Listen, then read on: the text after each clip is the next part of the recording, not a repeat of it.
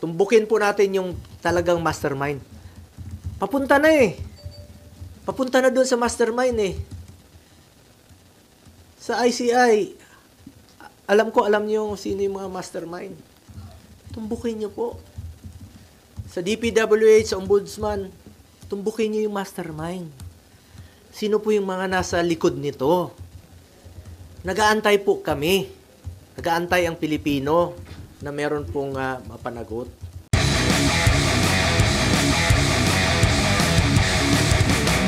I welcome any investigation. Let the facts speak for themselves. Wala po akong itinatago. Wala po akong kinakatakutan dahil wala akong kasalanan. Hindi ako sangkot sa anumang anomalya. Ang aking sinumpaang tungkulin ay ang maglingkod sa bayan. At hindi ko po sasayangin yung tiwalang binigay po ng taong bayan sa akin. I am one with the Filipino people in this crusade against corruption. Kasama niyo po ako rito. At hindi po tayo titigil at wag ho tayong pumayag na ilihis po ang katotohanan. Kasi pag inilihis po nailihis po ang katotohanan, magulo po yan. Magkakagulo po pag inilihis po ang katotohanan. Tumbukin niyo po yung dapat tumbukin. Hanapin niyo po yung dapat hanapin. Yung talagang mga totoong buhaya. Yung mastermind talaga. Bakit i-atras ngayon? With all due respect to the Ombudsman, sinusuportahan po natin lahat ng investigasyon. At isa po ang aking masasabi, I do not know the Discayas. Hindi ko po kilala. In fact, nung hearing, nung mga nakarambuan dito sa Senado, tinanong ko sila, ang mga Diskaya. Tinanong ko sila, meron ba kayong joint venture with the CLTG? Yes. Tapos na ba? They answered yes. Napapakinabangan na ba? Yes. So, dun po, nagkaroon po ako ng interest din bilang isang senador at miyembro po ng Blue Ribbon na kung may pagkukulang, pagkakamali, kung anomalous o substandard, panagutin niyo. Sinabi ko doon. Ako mismo ang willing po akong magkaso. Kasuhan natin yung mga dapat kasuhan. Kahit kamag-anak ko. I'm willing to be the complainant. Kung talagang meron silang pagkukulang. At may pagkukulang ang Diskaya, kasuhan nyo. Wala po akong pakialam. Gusto ko accountability. At I'm urging the Diskayas and lahat ng witnesses. Please lang, sabihin niyo yung totoo. Huwag ko kayong pumayag na ilihis po yung katotohanan. Kawawa yung Pilipino. Kawawa yung Pilipino. Tumbukin natin ang yung katotohanan. The truth lang po. Yun naman po ang pakiusap ko sa inyo. Na tumbukin po natin ang katotohanan. Mula noon hanggang ngayon, ang pinanghahawakan ko po ang delikadesa. I observe delikadesa in my whole life. Bilang isang probinsyano na taga Mindanao, Tanggenyong Bisaya, pangalan ko lang po ang aking pinanghahawakan at hindi ko sasayangin yung tiwala at boto na binigay po ng taong bayan. Ginawa niyo akong number 1. Hindi ko sasayangin yon. Tiwalang binigay niyo po sa akin. At serbisyo lang po ako. Yan po ang kailangan ng taong bayan ngayon. Makatrabaho na tayo at makapagserbisyo po tayo sa ating mga kababayan. Alam niyo, marami pong nabanggit nung hearing. Ang daming mga pangalan, tinutumbok na eh. Daming mga pangalan, di ba? Dami ng mga nakikita, lumalabas sa mga pangalan. Ilan kongresista, ilang mga opisyales, tinutumbok na. Sana naman, ituloy nyo na. Yun po ang gusto nating malaman. Ulitin ko, I am one with the Filipino people na alamin yung katotohanan. Tumbukin natin kung sino yung may kasalanan. Yung flood control ang issue dito. Yung ghost projects ang issue dito. Yung mga substandard projects ang issue dito. Mga anomalous projects ang issue dito. Panagutin natin ang dapat managot. Huwag tayong lumihis. Ano to? May cover up? Ano to, para ilihis yung atensyon sa totoong may kasalanan? Totoo lamang po. I am for accountability. Dapat panagutin po ang dapat managot. Please lang, nakikiusap po ako, let's make those responsible. Let's make them accountable for all this mess. Panagutin po natin ang dapat panagutin. Balikan ko lang po yung sa Senado. Ang dami na pong na-mention. Dami pong na-mention about the Discayas. Umabot na nga tayo sa Ilocos Norte na merong proyekto doon. Umabot na sa NBI, may proyekto ang Discayas. Yan ang maaring naging negosyo nila, makipag-joint venture, magpagamit po ng lisensya. Kung may kasalanan, panagutin nyo po. Panagutin nyo. Panagutin po natin. Hindi ko po kilala ang mga Diskaya. Wala po akong kinalaman sa kanila at wala po akong pakialam sa mga Diskaya. Kasuhan nyo. Kung kamag-anak ko kasama dyan, nag-joint venture sila, noong 2017, umatras na nga Hindi panagutin natin. I'm willing to be the complainant. Walang problema doon. Willing po ako na isa ako sa magiging complainant. Huwag niyo po ipahid sa akin ang dumi para kayo ang pumuti. Huwag naman po ang ganon. Panagutin natin ang dapat managot dito. At iisa po tayo ang ating layunin. Managot po ang dapat managot. Ang dami na po nabanggit na kasama ng Diskaya, joint venture ng Diskaya. Yun ang imbestigahan. I am one with ICI. Secretary Vince ng DILG, I'm one with you. I'm one with the Ombudsman. Panagutin yan dapat panagutin. Kilala po ako ni Secretary Vince noon paano ako magtrabaho. At hindi po ako nakikialam bilang isang public servant, noon government employee, 2001, 1998 pa po, sa congressional office ni former President, former Congressman, former Mayor Rodrigo Duterte. Nang naging mayor siya, isa lang po ang pinakiusap ko noon.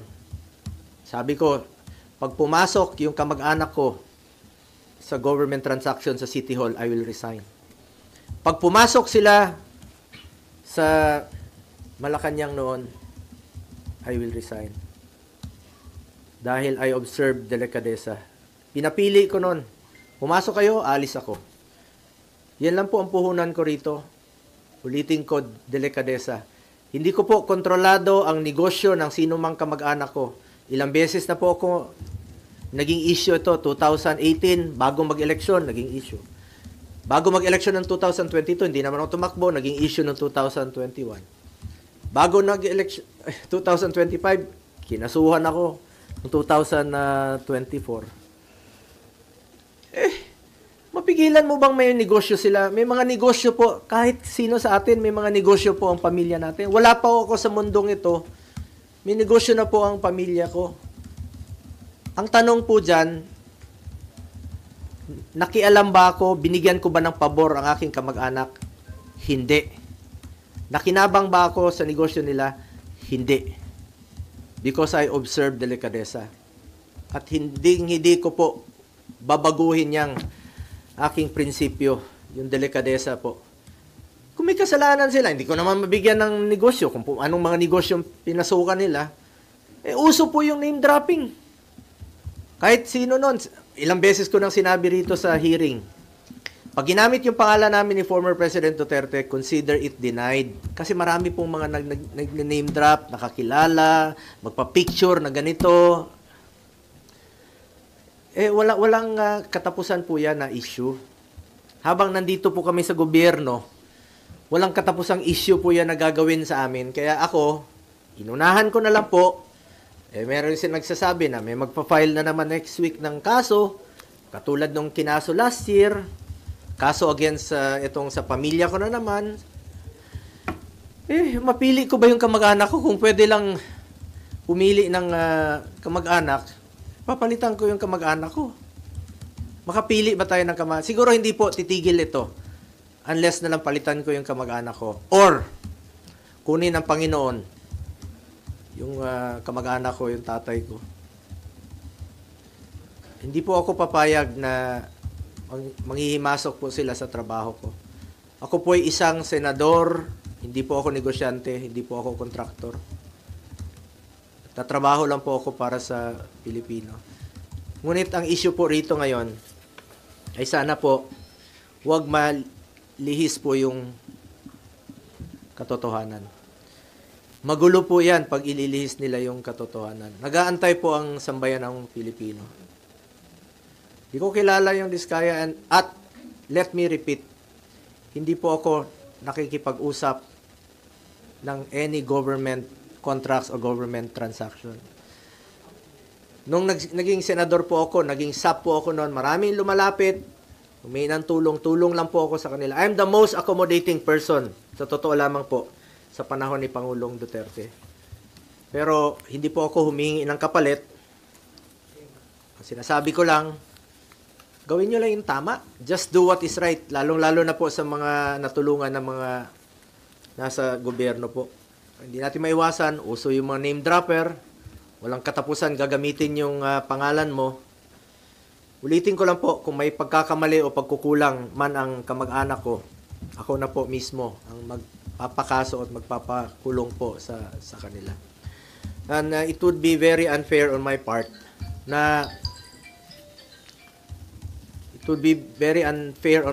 po na maging dahilan pa ako na hindi na po nakipag-cooperate ang Diskaya dahil meron silang pinoproteksyonan. Ako na pong nananawagan muli, not only sa Diskaya, nananawagan po ako sa lahat ng witnesses. Diskaya, lahat ng contractors, magsabi kayo ng totoo. Magsabi kayo ng totoo. Tumbukin po natin yung talagang mastermind. Papunta na eh. Papunta na doon sa mastermind eh. Sa ICI, alam niyo sino yung mga mastermind. Tumbukin niyo po. Sa DPWH, sa Ombudsman, tumbukin niyo yung mastermind. Sino po yung mga nasa likod nito? Nag-aantay po kami. Nag-aantay ang Pilipino na meron pong mapanagot. Umaatras na ngayon. Paatras na ng paatras. Katapusin ko lang po. Uso kasi ngayon eh. Puputikan ka ng itim para sila ang pumuti. But I trust our people to see through the noise. I have stood by them through floods, fires, earthquakes, and the pandemic. I earned their trust not through words but through action. Serbisyo po ako at pagmamalasakit sa Pilipino. At hindi ko po sasayangin yung tiwalang binigay niyo po sa akin. I will never walk away from them. Sa katotohanan lang po tayo, ang pakiusap ko lang po, sa katotohanan lang tayo. Lumabas po yung totoo muna. The truth lang po. Ilabas niyo po yung katotohanan. Yan po ang pakiusap ko sa ICI, Secretary Vince, at sa lahat po nag-iimbestiga. Doon lang po tayo sa katotohanan. Huwag na tayong paikot-ikot pa. Huwag natin ilihis ang katotohanan. Huwag niyo pong lokohin ang Pilipino. Tumbukin po natin ang dapat tumbukin. Anong kinalaman ko dyan sa 2017 na kung meron mga joint venture sila, please check. Imbestigahan nyo po. Panagutin nyo, kasuhan nyo. Willing po ako maging complainant. Kung may mga pagkukulang, willing po ako. Kesa naman papaikot-ikot pa natin. Kasi expect it na hindi lang po ito ang mangyayari. May mga gumagalaw na puwersa para iikot po yung katotohanan. Para hindi mapanagot. Nandun na eh. klarong-klaro na dito, nag-imbestiga na tayo dito sa Blue Ribbon Committee. Marami nang lumalabas. Ang dami-daming mga kongresista na sila mismo ang kontraktor. Sila mismo. Congressman talaga na kontraktor. Yung kontraktor talaga. Sila mismo. Kung layo ko dyan, ang kinalaman ko dyan, pigilan mo ba magnegosyo yung mga tao, mga kamag-anak? Hindi natin mapigilan. Basta walang kalokohan. Ayaw ko po ng kalokohan. Ever since, ayaw ko po ng kalokohan. At nakikiusap lang po ako sa lahat, no, sa DPWH, sa Ombudsman, sana po'y maging fair. Tumbukin natin ang katotohanan. At sana naman po, wag naman po akong gawing dahilan na hindi mag-cooperate dahil merong tinatago at pinoproteksyonan. Ako na po ang nagsasabi. Ako po ang nagsasabi. Please lang, sabihin niyo po ang katotohanan. Katotohanan lamang po. Ilabas niyo po yung katotohanan. And let me repeat, hindi ko po kilala yung mga diskaya. So, balikan ko yung joint venture na trabaho nila. Tingnan nyo kung tapos na. Kung napakinabangan naman ng taong bayan. Kung napakinabangan, may COA po. Trabaho ng COA yan to check kung tapos na po at napapakinabangan. At meron bang problema. Kung may problema, kasuhan nyo po. Please. Ako na po nagsasabi, kasuhan nyo po. Wala po akong kinalaman dyan. Wala po akong pakialam dyan sa kahit na anong negosyo. Naka-focus lang po ako sa trabaho ko bilang senador. Sir, there are claims that the Discayas might be protecting you. You already said you don't know them, but is there any reason they could be protecting you at this time? Sabi ko nga, sabihin nilang totoo eh. Ako na po ang nagsasabi sa Diskaya, sabihin niyo yung totoo. Kasi biglang nalihis yung objective dito, ang tinutumbok natin dito, sino yung mga buhaya? Tinutumbok natin sino yung mga buhaya talaga, malapit na eh. Lumalabas naman eh. Yun ang hanapin niyo, panagutin niyo, kasuhan niyo. Eh ngayon, bakit kayo atras? Ang layo eh. Ang layo ng inatrasan niyo, parang cover up na ang nangyayari. Tumbukin ninyo yung mastermind. Ang issue dito yung flood control at yung mga ghost projects. Bakit aatras ka ngayon? Kaya ako nananawagan sa lahat ng mga witnesses, magsabi kayo ng totoo. Wala kayong dapat itago. At wala silang dapat proteksyonan sa akin dahil wala po akong kinalaman. Hindi ko naman sila kilala. Hindi naman po ako nag-i-involve sa any government transactions. Hindi po ako nakikialam dyan. Wala pong makakapagturo na may kinausap po ako, nakisali ako sa any government transactions. Senador po ako. Trabaho lang po ako dito, nagsiservisyo lang po ako sa taong bayan. At hindi ko nga sasayangin yung tiwalang binigay ko po. Hindi ko sasayangin tiwalang binigay nyo sa akin. Mas problema tayo ngayon, mas gugulo ang bayan pag ilihis nyo po ang katotohanan. Marami pong nag-aantay sa ngayon. Malaman yung katotohanan at matumbok ang may kasalanan at may pananagutan dito sa mga ghost project, dito sa mga flood control projects po. But sir, would you be willing to cooperate with DPWH, Ombudsman, ICI with the investigation? Sabi ko nga, willing pa akong maging complainant eh. I'm willing na maging complainant kung meron po may kasalanan dito. Sabi ko, kahit kamag-anak ko, I don't care.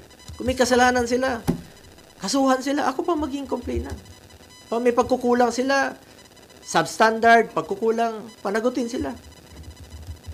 So, wag lang pong paatras yung investigasyon. Sensitive kaya nagpapalipert po pala yung kanina. Binabalik yung malapit na. Alam naman ng taong bayan, sabi ko nga, paakyat na eh. Lumalabas na sa mga hearings dito, sa investigation. Alam naman natin kung sino yung mga nagpupondo, sino yung mga totoong mga contractor, sino yung mga involved sa anomalous projects. Lumalabas na yung katotohanan paakyat na paakyat Habang paakyat, inililihis po sa katotohanan, umaatras, binabalik sa administrasyon ni former President Duterte na wala naman pong basihan. Hindi ko naman sinasabi na perpekto yung administration ni former President Duterte noon. Pag may nababalitaan siyang involved sa corruption, tinatanggal naman niya. Hindi ko sinasabing perpekto. Ngunit ito ngayon, nandito yung malala 22 to 25. Nandito yung malala.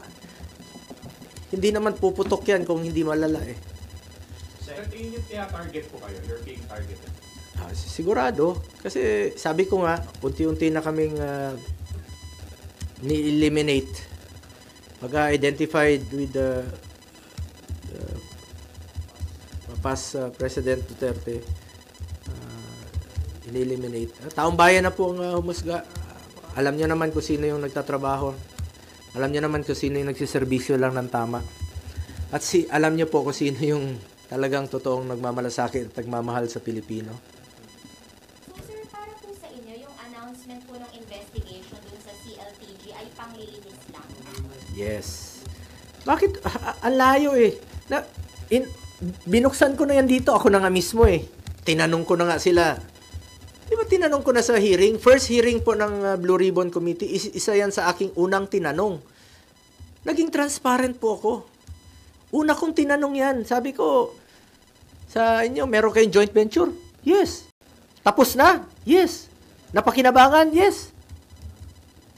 After 2 months, babalikan mo, tas sasabihin mo na hindi na nag-cooperate, pinoprotect siya. Open nga yun. Andyan bukas po yun sa hearing sa Senado. Sabi ko, willing po ako to cooperate. Willing po tayo malaman ang katotohanan. And willing po ako na maging complainant dito kung kakailanganin. Kahit kamag-anak ko, kasuhan nyo, kung meron silang kasalanan at may pagkukulang yung kanilang mga trabaho. Let me repeat, wala pa ako sa mundong ito, hindi pa ako pinapanganak, may mga negosyo na po ang pamilya ko. Hindi pa ako senador, may mga negosyo na po yan. At for the record, retired na po yan. 2019, may facts dyan, may katotohanan dyan. Retired na po yan, 2022, 2019, hindi na po sila involved. Ngayon ko nga lang na-discover recently, nung nabuksan po yan dito sa hearing, kaya ako na po mismo nag-research. Importante, hindi siya anomalous. Importante, wala siyang kalokohan. Sabi ko nga, expected ko na po ito at wala pong katapusan ito hanggang hindi ko palitan ang kamag-anak ko o hindi sila kunin ng Panginoon. Sir, based on your research, wala kayong nakitang anomalous doon sa company ng tatay niyo po, tama? Ganun po ba, sir? Opo. Sir, sino yung retired?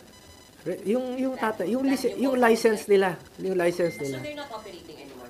Yes, no more. Since when? Ito, last po yata nila is 2019 at officially 2022 retired na po sila. As in retired na, parang wala na, parang sinara na po talaga noon pa. At parang tinapos na lang po yata nila yung kanilang trabaho noong 2019. At hindi na po sila hindi nila ginagamit. Alam niyo itong Diskaya, uso yung ginagamit yung lisensya. Uso yung joint venture noon kahit saan po. Kahit sabi ko, umabot na nga ng Baguio, umabot ng NBI, umabot ng Ilocos Norte. Ang daming dapat tingnan na lugar, Mindoro. Bakit ka atras doon sa 2017 sa Davao? Hindi naman flood control, hindi naman ghost project, hindi naman anomalous. Bakit mo atrasin doon? Para lang idawit yung pangalan ko. Sabi ko, unfair nga. Unfair na atras ka. Yan, sadyang inililihis nga yung issue. Sana po, fair lang po. Ako, nirespeto ko po ang ating ombudsman, nirespeto ko po ang DILG, ng DPWH, nirespeto ko po ang ombudsman, nirespeto ko po ang ICI sa kanilang mandato at willing tayo to cooperate. Basta tumbukin po yung katotohanan. The truth lang po. Doon lang tayo sa katotohanan at hindi tayo magkakamali. Sa totoo lang po tayo. Sir, isa na lang. Yung joint venture between CLTG and St. Gerard, sabi sir, they were able to bag contracts sa Davao, hundreds of millions. Did you know about it? Were there favors given para makakuha ng contract sa Davao? Sabi ko, ulitin ko, since 2001, Mayor pa si Mayor Duterte, hindi po ako nag-influenza, never po ako nag-influence, never ko po ginagamit ang aking posisyon. Kaya sinabi ko kanina, nakialam ba ako para bigyan ng pabor ang aking kamag-anak? Hindi. Nakinabang ba ako dito? Hindi rin po. Because I observe delikadesa. At yan po ang aking puhunan hanggang ngayon. Delikadesa. Hindi lang po sa mga government projects issues. Sa lahat po ng bagay, I observe delikadesa. Prinsipyo po yan sa buhay at hindi ko yan sasayangin. Yung binigay niyo pong tiwala sa akin. Let me repeat, I observe delikadesa. Kung ano man po yung napanalunan nila noon, kanila po yun. At recently ko lang po nalaman, kaya nga po, tinake up ko rin po sa Blue Ribbon Committee. Tinanong ko yan doon sa kanila. At sinagot naman po ng mga Diskayas. Wala po ako tinatago. Ako na nga mismo nagtanong eh. Nasa records naman po. Tingnan niya lang po sa records. Ako mismo ang nagtanong sa kanila. Sen, sino yung tingin mong naglilihis ng issue para mapunta sa inyo? Alam naman natin kasi meron nang natutumbok eh. Meron na pong natutumbok na mga tao sa taas, yung mga involved talaga rito. Yun po ang I'm sure isa sa mga rason na inililihis na po ang issue.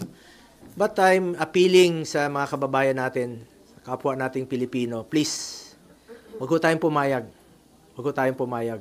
Wag ho tayong pumayag na lokohin po tayo. Wag ho tayong pumayag na ilihis po yung totoong issue rito. Yung mga flood control, yung mga ghost projects. Yun po ang tumbukin dapat. Kung sino po yung may kasalanan, panagutin po natin. Yun ang dapat tumbukin. Ulitin ko, wag niyo pong ilihis ang katotohanan dahil magulo na po ang ating bayan, mas lalong gugulo po. I am one with the Filipino people in this crusade against corruption. Hindi lang po sa flood control, hindi lang po sa ghost projects, sa lahat po ng korupsyon sa gobyerno. Kontra po ako dyan. Pangako lang, sir. Sabi po ng ICI just now, posible rin daw po kayong ipatawag. Okay lang po. No problem. Kung ano yung sinabi ko sa inyo rito, very much willing po ako na magsalita. Willing to cooperate. Willing po akong sabihin sa kanila yung totoo. Ayon po sa aking nalalaman. Malinis po ang aking konsensya. Malinis po ang aking konsensya. Sen, hindi ba welcome move po para sa inyo to na iimbestigahan na rin ngayon ng DPWH, hindi lang yung administrasyong Bongbong Marcos, kundi pati yung Duterte administration? Kasi sabi niya sa interview kanina sa ICI ay wala siyang sisinuhin.